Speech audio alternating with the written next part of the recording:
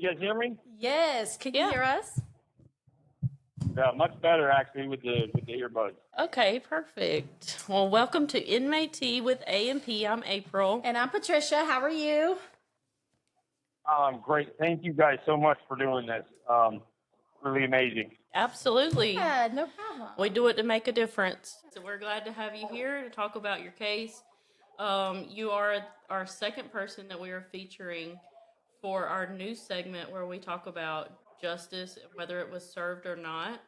And we featured in our first episode of this segment an actual innocence case. And now we're going to talk about wrongful conviction. And for our viewers, there is a difference between the two. Actual innocence is someone saying, hey, I've been convicted of something I never did. And then wrongful conviction is, in Mike's case, where he's saying, hey, I did take someone's life, unfortunately, but it's not in the pretense that the court is saying that it happened in.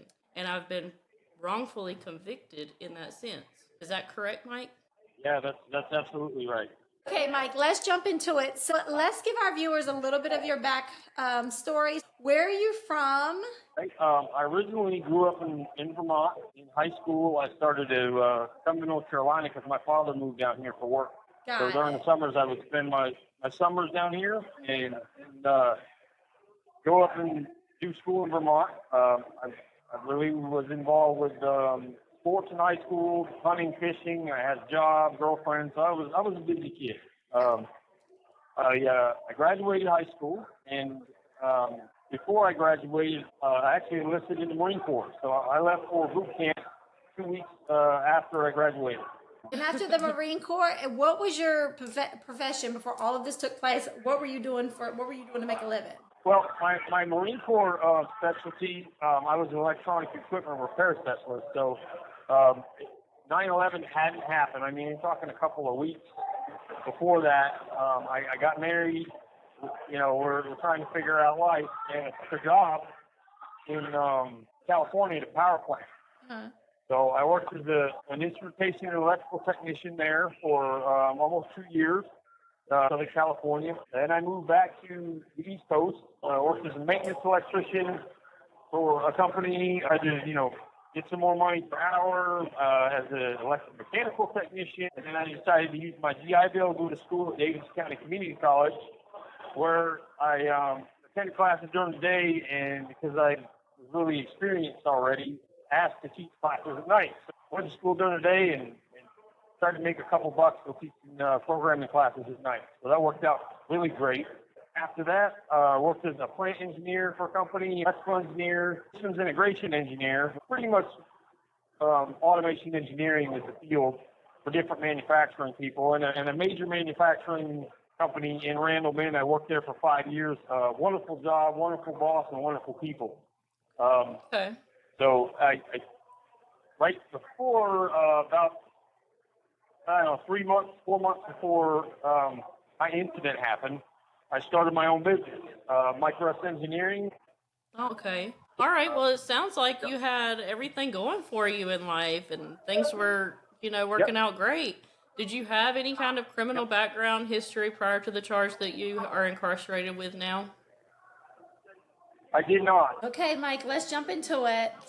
Walk us through what happened. I just want to say that a tragedy occurred December 22nd, 2017. A man named Larry Campbell lost his life. I'm so sorry for his family and his children's loss. I think and pray for them every day.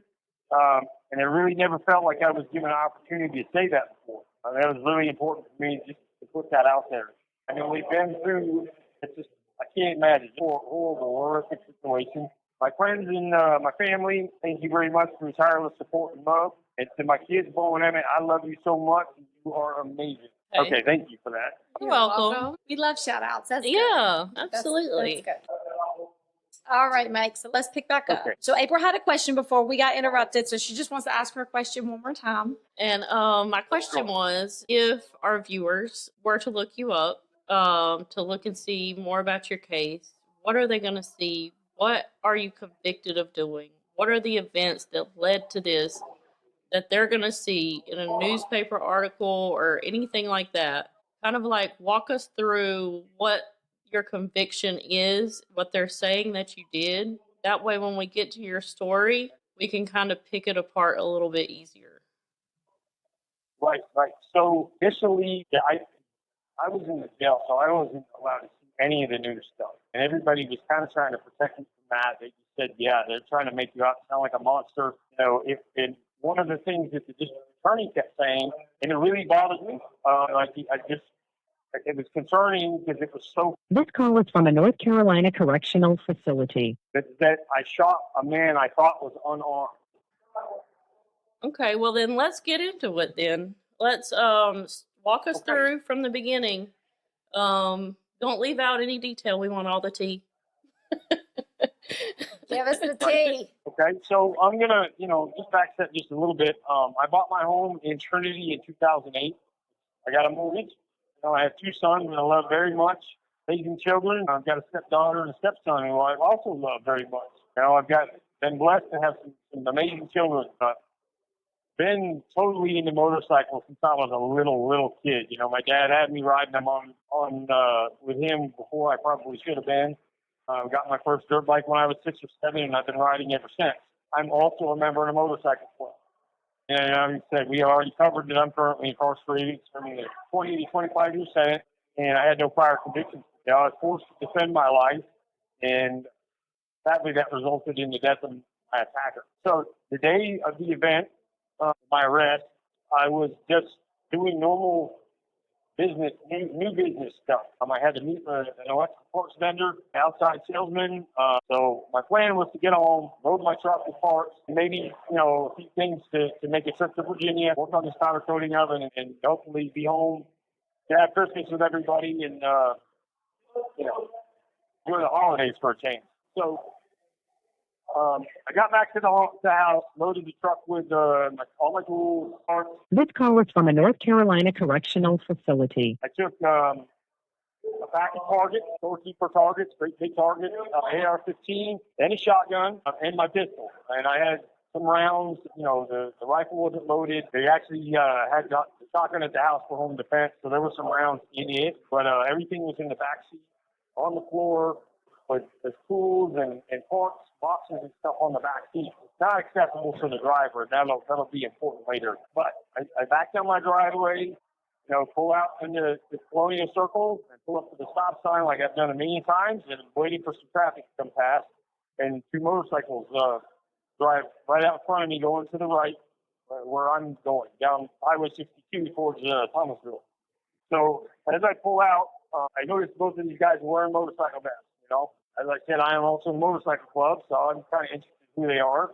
And, if it's somebody I know, awesome. Somebody I don't know, awesome too. I'm a pretty open person with all this motorcycle club stuff. If I see you and you want to talk, I talk.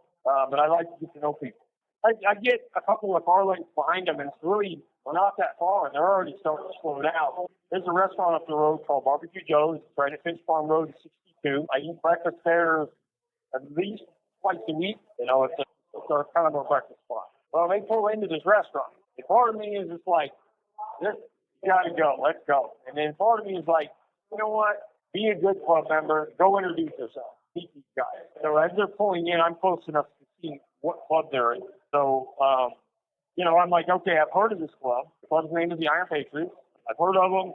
I know they were hanging out with other clubs that my motorcycle club is friends with. But all right, cool. So let's go introduce you.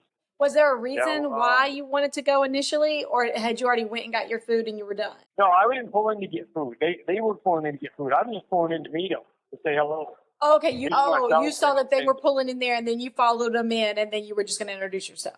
Exactly. And it's, thinking back on it now, it's just we're right there where I live. It's comfortable, and we're always there. I just didn't think anything was going to go strangely. I didn't think anything out of the order or peculiar. I was just like, this is no big deal. I have met motorcycle club members everywhere, especially in that Chiefs up there, on stuff. Is that abnormal for clubs to not? I was going to say, yeah, is that abnormal? I don't know anything about clubs, biker clubs. Is that not normal for other club members to introduce, even if it's not the same club? Well, in our area or whatever you say, like the place where we live, and we have clubs that we're friends with and stuff. Now, if you see another club member, like say I see somebody from the Red Devils Motorcycle Club or the Cyclones Motorcycle Club, whatever it is, now we stop and say hello. Usually, I do. That's just how I am. Hey, how's it going? What's up, bro? You know. Right. Yeah. And if I don't know him, I'll introduce myself. That's just putting a good foot forward and trying to make relationships. Also, I don't know. That's the way I've always done things. What is the proximity of your house to this restaurant? Is it close by? Is it on the same road? Yeah. We're on Highway 62, and my house actually was on the corner of 62 and Colonial Circle, maybe a half a mile down the road to the restaurant. And when you pulled into the restaurant, did you drive up on them, or did you kind of park and just kind of walk up over where they were at? I drove into the drive-thru lane, and kind of they got in the parking lot to the right, along the highway right there, and took the last parking spots on the right side. So my truck's in the drive-thru lane, and I kind of waited for them to situate themselves for a second, and had my passenger window down. You know, they were still a little bit in front of my truck, so I had to lean over so I could see them out of the window. Because if not, I've been kind of talking to them through the windshield. I rolled down my window, was waiting for guys to get their helmets off, kind of situate themselves, and they both kind of stood up on their bikes. They weren't off of them yet, but I kind of hollered out the window and said, "Hey, where are you boys from? Dane County?" And we're literally like 100 yards from Davidson County. Didn't really have a reason for hollering that out. And just tell you what's going on, you know. And the guy closest to me, or like a kind of a pissy voice, is like, "Why the F do I got to be from Davidson County?" And I was just kind of like, okay, he's one of these guys, you know. He doesn't know who I am from Adam. Not, you know, I'm dressed in a button-up flannel shirt and some jeans. I'm in work clothes, you know, ride motorcycle clothes, and you know, of course, didn't expect him to know me. So I just decided to get out of the truck and just go meet him, you know. And I don't, you know, this is one of these things that you look back on and you don't know what would have happened if anything went different right here. But I had this strange feeling like I left the stove on. My pistol's sitting on the console of the truck. And I was just kind of like, don't leave that there. Like it was really a feeling. I don't know. So I took my pistol and set it in my waistband and started walking around the front of the truck. And he's gotten off his bike and he's heading towards me. And I don't know, something told me just to stop. So I stopped at the driver's side headlight. And he gets about maybe 15 feet from me, and he pulls up his vest. And I'm seeing a pistol, like, kind of tucked in his... This call is from a North Carolina correctional facility. But it's in like a cross draw configuration, so you have to pull it out with your right hand. So I just kind of noticed it, and I was like, okay, maybe like Dave's arm. Like that wasn't alarming. It just was like, okay, whoa. And I don't know what happened in this next half a second. But all of a sudden he reaches for it, grabs it, and he yanks it one time, like it's stuck. And then the second time, boom, he pulls it out of his belt. And everything just kind of slows down. I got to slowly see this arm come across, the other hand up, and grab this pistol, and it's pointed right at my face. And I took this big breath. I just like, oh, God, you know. And I remember looking down because it felt like something squeezed my heart, really strange. And I remember looking down, wondering why I didn't feel the bullet go in. I don't remember him shooting. Not saying any of that. I just remember that was the thought. And when I looked up, I just reacted. I pulled my pistol. I shot twice and recovered. And it's all in line with my training. I wasn't thinking about any of this at the time, stuff I'm looking back on. And now, for some reason, he's pointing a gun with one hand at me. Didn't understand that. But then I kind of snapped to, like, gun, you know. I shot two times. I heard ow. And then I stopped pointing my pistol at the ground. He's still pointing his gun at me, but he started to side shuffle away from me. And then he starts to turn, but he's still pointing the gun right at me, but he's kind of turning and starting to point it behind him. So as I realized he's leading this situation, I started to turn. I saw his friend kind of put his hands up real quick. Again, gun pointing at the ground. I just kind of finished turning and went right back in my truck and got out of there. Okay, Mike, before we proceed, I have a question. Okay, when you got out of your truck, when he said that to you, And he said it in kind of a pissy tone, as you described. Was there anything else exchanged between the two of you before you guys walked towards each other? Also, when he was walking towards you, is it like he's fast paced walking to you? He's angry, he's upset, his face is frowned up, or it's just like y'all are just walking towards each other? Yeah. I mean, as I came around the truck, he kind of doing this. He's got his shoulders hunched up a little bit, determined to walk, But I don't know. I met some people that come off like that. They get part of a motorcycle club, and their whole nice persona attitude changes for some reason. It's something that's just like kind of a joke to a lot of us who've been in clubs for a while. They're just kind of like, oh, here we go, another Billy Bad egg, But like, usually I introduce myself, and they're like, oh, okay, you're in a club too, or you're in that club. Oh, wow, nice to meet you. Things kind of get really civil. I don't know. I don't know. Like I said, I just seen it. I was just like, okay, I'm going to introduce myself, and this guy's going to go, oh crap. Okay. You're in a club. So it wasn't just nothing threw me off, and I think that a lot of it has to do with I'm comfortable because this is home. This is where I lived for 8 years at the time, I think. Yeah. So 9 years, something like that. Yeah. Okay, and then also my last question with this though, Mike, I have to ask because someone might wonder, did you have any intention on anything escalating into this situation? The reason I ask is because you grabbed your gun. What was the reason why you grabbed your gun to get out of the car? Like I said, I had a feeling like I left the stove on. Like, wait a minute, you left your pistol on the console out in the open with a passenger window down. Like it was not, I had zero thought of it being used, and I think that's another thing, like kind of pro Second Amendment, carry a pistol when I go out of town, I'm just comfortable with that. Never had to use it. I've never, ever had to, been in any situation where I had to fire a weapon, period. Even though it was a Marine Corps. I fired them, but never in a live situation. I just knew not to leave it sitting there and feel comfortable about that. But as far as getting out of the truck, I thought this was just going to be like a normal way, meet and greet, whatever. Hey, how's it going? Right. Maybe just a tension for a second or so. But hey, I'm Mike. I'm in this club. What's up, man? And they're like, oh, okay. And then let's have a little dialogue. And hey, here's my number, kind of thing. Was what I was hoping it was where it was going to go. I thought it would be cordial. We're both in motorcycle club. We're all kind of mostly into the same thing, which is motorcycles and riding and stuff. So usually you strike up a conversation, with anybody who's in a club if you're in one. Got it. Okay. Okay, so I have a few questions. You said you had your concealed carry, right? No, I took the class, but I decided not to get my concealed carry because of the legal aspects of it. There's a lot of times I go into bars, sell T-shirts. I got friends who own bars, things like that. Half of our bike, motorcycle fundraisers are in bars. So I was like, I didn't. This call is from a North Carolina correctional facility. Being in that situation where the potential is there for possibly bar and gun. And now I think the law has changed since I've been locked up. You can actually carry a concealed in a bar as long as you're not drinking. Okay. Are you somebody that would usually open carry though? Would you, is that something you did quite frequently, was open carry? And that would mean to our viewers that you can carry a gun as long as it's visible. Right.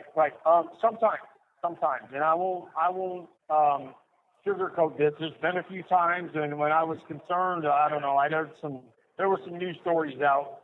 There's a couple times I rode with my pistol, and it could have been right on the gray area being concealed. The handle's out, you can see it. But typically, if I ride secured somewhere in a bag, I don't have it on me.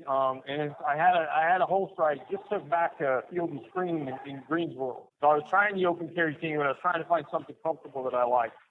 Okay. I was asking because I was just wondering if maybe you, like in that moment, if you were somebody that carried a lot, if you kind of felt like, oh, I need my gun, not having it on. Yeah, I didn't. It's not a feeling like, I might be getting into something. It was never a thought of that. It was just I need to have that secured with me. You know, I wish anything else had happened, and you don't know how things would have played out if it wasn't with me. But it's like one of those moments that's like, you know, if that had been locked in the glove compartment or in the case or anything else, maybe none of this would have happened. Not everything would have gone how I hoped it would have gone. I definitely think about that all the time. Yeah. Okay, and let's back up some because I'm trying to picture the scene. Yeah. As you're saying it, and so let's back up and kind of like slowly go through it. The two bikers are they parked in parking spots? Yes, they are in the back. So on the right side, as you drive, you know, kind of the length of the restaurant on the hotel at the south side, the parking lot runs parallel with Highway 62. It's probably like an 8-foot strip of grass between the parking lot and Highway 62. I don't know, there's a bunch of parking spots on the right side. They picked the last ones on the right. And then in the back of the restaurant, it kind of, you know, goes like a rectangle, 5 parking spots back there. And then, you know, the drive-through stays tight to the restaurant and curves around, you know, to go from where you order to where you pick your food up. Okay. So I'm tight to the restaurant, and I think the passenger side of my truck is probably 20 feet away from the front of those motorcycles. Okay. It's a lot, you know, I couldn't say, but there's a little disagreement on how close that was, and we'll get into that later too. Was there any way that you were kind of blocking them in? Was that? Absolutely not. They, Okay. You know, they had tons of room. You know, I have one of my friends that was at the trial, and I've seen the video, and he was like, when he read the Court of Appeals opinion says that I blocked them, and he was furious because he's like, you didn't block anybody in. You could have drove 2 tractor trailer trucks in between you. What do they mean when you block them in? And that really bothers me too, because it's just not true. Were there? I was not. Go ahead. You know, go ahead. No, you go ahead. Strike me as all wrong. You know, I don't know. It's not something I would do to anybody. You know, I don't. If it was worse, I had to get right up next to you. I parked next to you. I'm not gonna block you in. That to me, if I did something like that, really changes what you're there to do. Like you're restricting somebody's movement, freedom, whatever. I wouldn't do that. I don't know. Okay. And it's messed up that kind of narrative was put out there way after the trial. It's not true. There's evidence to back it up. There's video evidence. Okay. All right, and we'll get into that more after, but I just want to really paint the picture of what's happening here because this is the pivotal point. Right. So Right. Was there, did you say there were cars between you two? So when you were driving down the road before they turned into the restaurant, were there a couple of cars between you two? Did I hear you say that? There might have been some in front of them, but I was when I pulled out of the neighborhood, there was no cars between myself and them. So is it safe to say that they might have thought you were following them in there, or no, it didn't appear that way? You weren't riding on top of them or anything like that?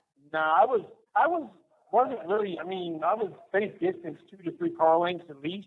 Okay. Far enough away that I really couldn't read what their vest said until we slowed down to go in the parking lot.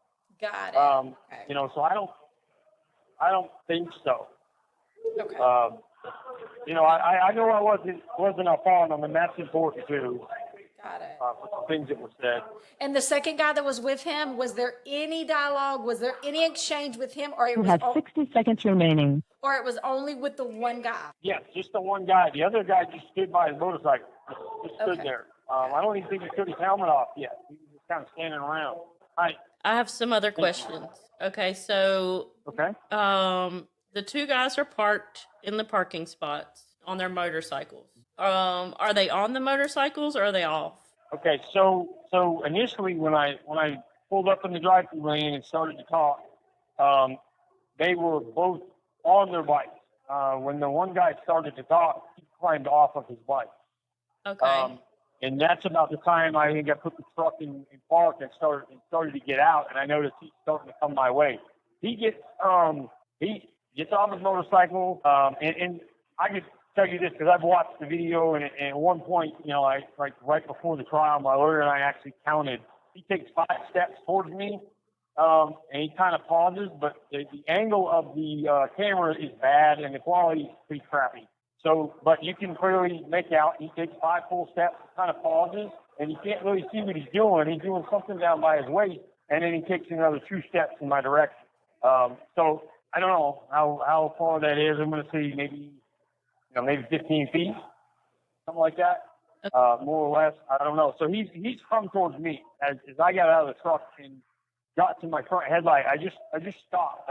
I like, he's coming towards me. Yeah, go ahead and come on over, bud. And that's everything just kind of went haywire right after that. Is it safe to say that he felt threatened based off of the comment, his response to you when you asked them where they were from, his response, and then by him, pulling up his vest to show you he clearly wanted you to see the gun on his waistline, and then him coming towards you? Is it safe to say that he felt threatened or like there was about to be a problem? This call is from a North Carolina correctional facility. I ask myself this a lot. This is just what, you start to pick apart anything that you did. I don't think they did anything that was threatening. There's another account of things that were said. Like, I know I didn't say these things. Where did that account come from? That's from his friend. And his friend says I said 4 or 5 different things, 4 or 5 different versions. None of them are the same. They never match up. And everybody that knows me knows I don't pull up on people like that. I don't treat people like that. So, that's especially in front of the jury. That's who do you believe, and that's tough being a defendant. But I wondered about maybe he saw the pistol and that's why he showed me his. Was and yours I can noticeable? that. Was yours That's sticking out?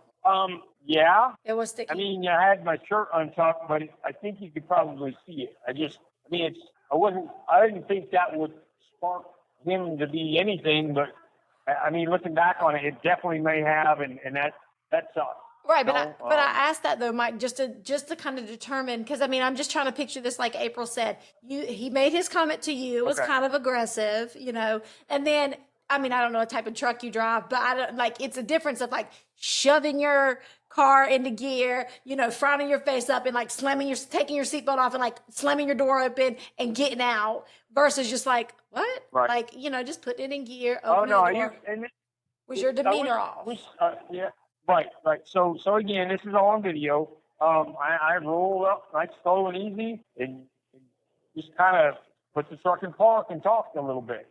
I really just had one thing to say, but no aggressive, jamming on the brakes, none of that stuff. I mean, I might have hopped out of the truck a little quick, but like I said, I stopped. I just said, "Whoa, okay, I didn't come to you. Reintroduce yourself, and let's move along with it." I got asked this 100 times on the stand. Well, why did you even stop? I just thought I was doing the right thing by being a motorcycle club person and introducing myself. I took it seriously, and I enjoyed what we did. And I never thought, it feels naive at this point, or maybe even I was just extra comfortable. That just a bunch of things. If I'd have been a little bit more aware, like, hey, this guy doesn't know you, you don't know about him, but, it's just, the club that he's in is just this little small club that supposedly, and I don't think they actually did, but supposedly raised money for veterans, and they hung out, and they were just a local group of guys. So there's nothing in my mind that would have thought he felt threatened, but I don't know what he's been through before. So yeah. I did not think about that now, but of course I wasn't thinking about that at the time. Right. Whenever let's go back to the parking lot of the restaurant. And when you first have communications with these guys, you're sitting in your truck, correct? Yes. Okay, so you said you weren't very close to them. Were you kind of like yelling to have this conversation, or was it not that far away?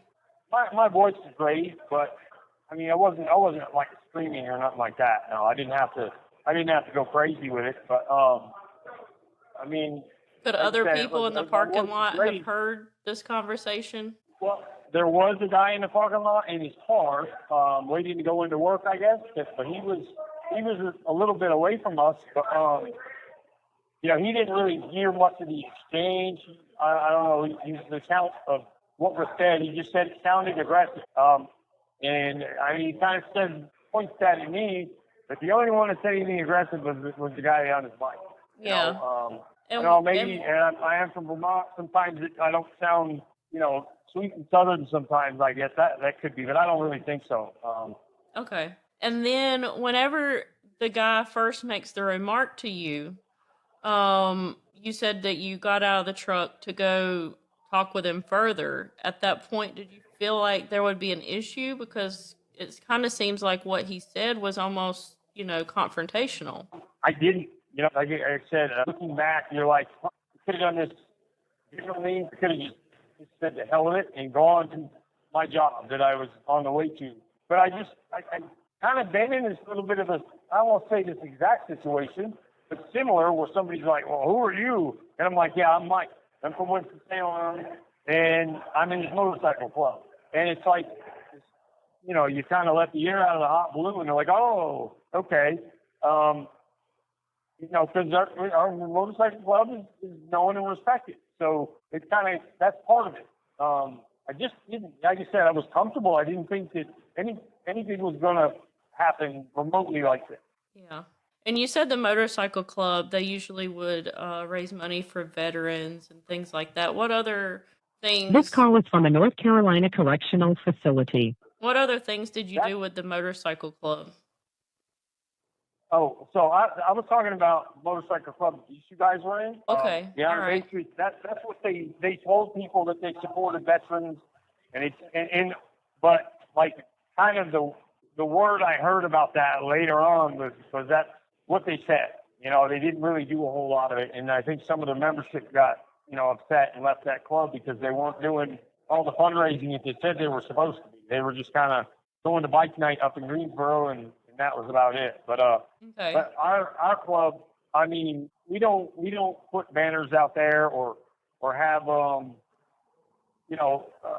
big look at me Facebook page every time we raise money for somebody. We've done fundraisers at bars, auctions, raffles for people who have cancer, people who've been in the club, people who are friends of the club, people whose kids have cancer, Christmas presents, people who need some money for food. I mean, we do a lot. We just keep doing it. It's just like, okay, what's next?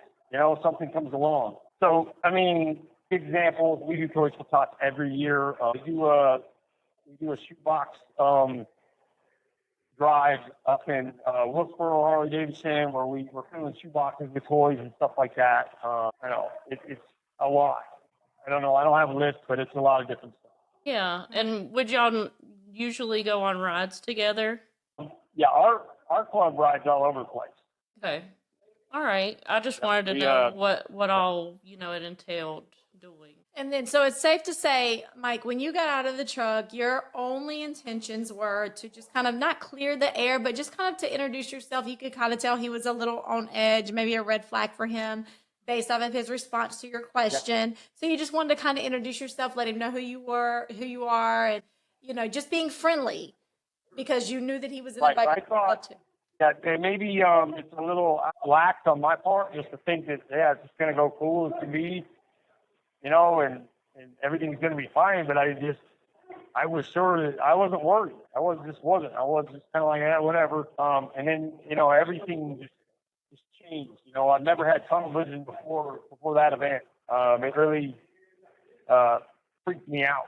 All of a sudden it's like somebody squeezing your head and you're looking down a black piece of pipe at something. It's really eerie. Right. And I know things moved quickly, but how long would you say he was holding that gun at you before you even grabbed your gun or reached for your gun? So when this happened, it seemed like he had it pointed at me for a couple of seconds, 3, 4, 5 seconds. And then I'm looking down at my chest like, oh God, why didn't I feel like get shot? And then I look back up and he's still holding the gun. And it's like this process. But then you watch the video and it's like super fast. It's hard to see. The camera angle is kind of hard to see. My lawyer had looked at it a lot. You can kind of see when his shoulders come up and stuff. And it's all you could see when his body opens up. He kind of turns towards the camera, and he's holding one arm out, extended, and his left arm has swung back, and it's kind of like the pivoting in basketball. He kind of pivots. Yeah. And that right arm is still up. we'll just throw this out there now. The medical examiner backed us up on this, saying yes, he had a shot. One of the bullets was in his left wrist, or passed through his left wrist. The position of his hand would have had to have been bent over for the way that the wound went.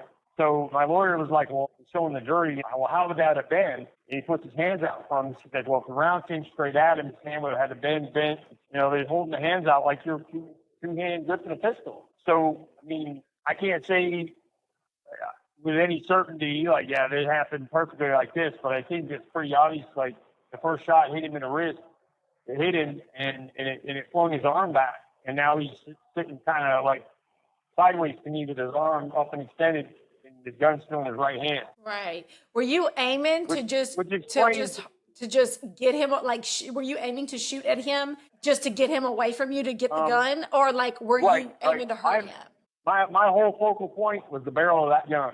And I came up, it was like, oh no, gun. I'm not, it was just purely reaction to that. And it was, I mean, I've never been scared like that before. But the thing that I'm sure you've heard too, Mike, is you are a Marine. You're trained to handle situations like this, or I would assume that you are. Was there anything in your mind in that moment that said, I'm going to take this gun from him, or I'm going to at least hurt him so he doesn't shoot? Or it was automatic, let me grab my gun too? That was just, it wasn't even like a conscious thought. It was just reacting. So when they teach you in the Marine Corps on the pistol range, it's, target flips around and you're basically just slapping that pistol up and out and right out in front of you and you shoot, boom, boom. And it's always grips you. Okay, Mike, you're standing there. He has the gun, points it in your face.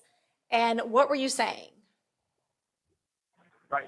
So, and this is things I've just thought about, when that gun came all the way around, I looked down at my chest, I looked back up, just a reaction gun, and I went, just kind of, it all lines back up with how I was trained to shoot. I slapped the pistol, pulled it straight up and out in front of me, and shot twice, pop, pop. And I was kind of aiming over the sight. I wasn't like aiming right down him, and it wasn't a conscious thought about hitting him, about him as like trying to shoot, it was reaction. I just, like I said, the first time he's got both hands on the gun and I recover from the recoil, one hand is got the gun in it pointing straight up at me. And I'm just like, what happened? That was not the picture I just saw. So I shoot again, pow, pow. And it was a conscious, then I was like, the gun's still there, pow, pow. I shot again and I heard ow, like really loud, like ow, and I was like, oh God, so I point the gun down at the ground and I'm like, get it. Hit this guy? It's just, I don't know. He just is still kind of standing. He starts shuffling away from me. So I'm kind of like, what the heck just happened? Oh God, and as he starts to turn, I turn towards his buddy. His buddy throws his hands up like, whoa. I turn and get in the truck. And it was just like, did that just happen? Right. I don't know. Is he okay? But he's up and walking away. So This call is from a North Carolina correctional facility. And I start to leave, I'm ducking down in the seat, putting the truck in drive, like ducking down, just barely looking over the steering wheel because I'm expecting to get blowed out of the truck. Right. And I'm like, and I just made it around the restaurant. I'm like, oh my gosh. And my thoughts immediately went to my kids, thinking about you just almost died. What are your kids going to do without you? What are your girlfriend going to do without you? What the heck? And it was just a thought about trying to get back to the house. Got it. But before you move on, Mike, we just have a few more questions because again, we want to paint the picture. Was this guy bigger than you? Yeah. No, he was shorter. Okay, he was shorter than you. Did the camera, so you said you could see it on camera. Does the camera clearly show that he pulled his gun first? No, because I'm blocked by the truck. So it doesn't show who pulled what first? He definitely pulled first. He pulled way before I did. But was there a witness was there the camera that showed either of those that he pulled first? So the camera angle is bad, and it kind of looks over his, almost his left shoulder. Like it's looking down the drive-through lane, but it might be best to send it to you to see it, but I don't know that everybody would get to watch it. So, yeah. Okay. That would be good. I'll talk to that. We can do that. But it's a horrible angle. But you can see that his shoulders come up, but you can't see his arms out until that arm turns to the right, and then his feet open up like he does that pivot thing, and then you see his arm extended out towards my direction, and then he starts to shuffle away, like sidestep away from it all. Got it. So did he ever shoot that gun at all? So Did one he of the ever fire? problems that I keep bringing up to my current lawyer, my lawyers that we went to trial, we only ever got that camera angle. Now, my original lawyers, McGarry and Wells, they had the original DVR player and them, all that stuff from the restaurant. And there's 9 camera angles going in the restaurant that day. There's a camera right above the menu board that would point at all this stuff, and I'd never seen that angle. And the district attorney never gave it to us. The district attorney, Mr. Dover, continually told my lawyers there was no video. There was no video, but he didn't know we already had that one camera angle. Okay. And did the guy ever shoot his gun? Did he ever shoot it at you? Or he just held it? I can't definitively say that I saw the gun go off. I do remember wondering why the bullet didn't hit me, like I didn't feel it. And the main witness, Roy Pruitt, which is his friend that was standing with him, in one of his initial statements, he said that his friend shot back at me, and he knew his friend shot back at me because he saw the muzzle flash. That's his statement. And he's saying that guy changes his statement like multiple times. I have no idea if he even knows what's real anymore. Right. And just so I'm clear, how many times did you shoot at him? Once you got the gun out, how many times total did you shoot? It was three times. I sent 2 rounds. So it was pop, pop, pop, pop, pop, pop. Got it. And, like that. And so which places on his... Got it. Okay. And which places on his body did you hit him?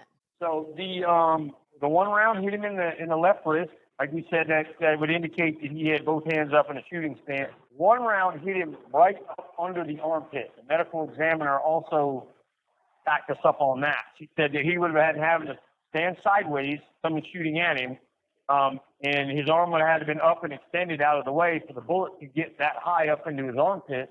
That shot went across his body and came out on his left side. That's the shot that killed him. And then another shot, basically in the same direction, that kind of hit just to the back of his shoulder and came out about 3 inches from there. So she said that you pointed to his arm had to be up and extended for that shot? Yes, for that bullet to make it sideways through his body like that, his arm had to be up and extended. So if not, it would have hit his arm. Like straight up or like straight out, like he's holding a gun at you? No, like straight out. She said straight out, like holding the gun at me. She grabbed my lawyer's arm and positioned it to where his arm would have had to be. Because I guess if he would have had it up further, it would have gone through different. I'm not sure. Okay. And she testified to this on the stand? Yes. You can also see his arm in that position on video. That's pretty plain to see. Okay. All right. And then going back real quick, because I have one other question. Whenever you got out of the truck and you got that urge that you knew you needed to secure the gun, and the gun was on your dash, correct? It was on the console in between the seats. The console. Okay. All right. Is there any way that when you went to go retrieve that gun from the console to put it on your person, was there any way that the other guy saw you do that? I don't think it's possible. It's the height of the, shield and the height of the door jambs and all that kind of stuff. I don't think it's possible for him to have seen any of that at that angle. Okay. All right. Okay. The parking lot slopes down to them a little bit. We needed all the details, so we're sorry, Mike. Okay, keep it moving. This happened. You've shot at him. Is he down or he's like still up and so what happens after you shot him, you realize you've shot him? Yeah. So he's still side shuffling away. He started to side shuffle away after the last shot. And I heard Al pointing my pistol at the ground.